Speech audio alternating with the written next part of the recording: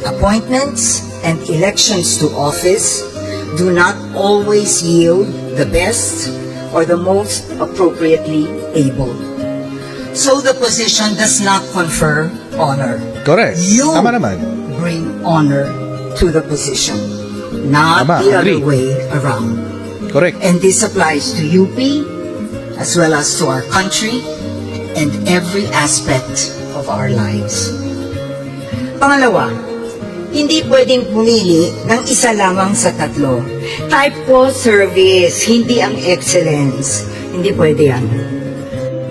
Ang ating pamantayan sa UP ay Okay. all or nothing. Tell me, ano ang silbi ng utak at talento kung walang prinsipyo at tapang upang panindigan ito? Imagine, isang Ayan na. salita. Ayan na. Isang salita. Ayan na.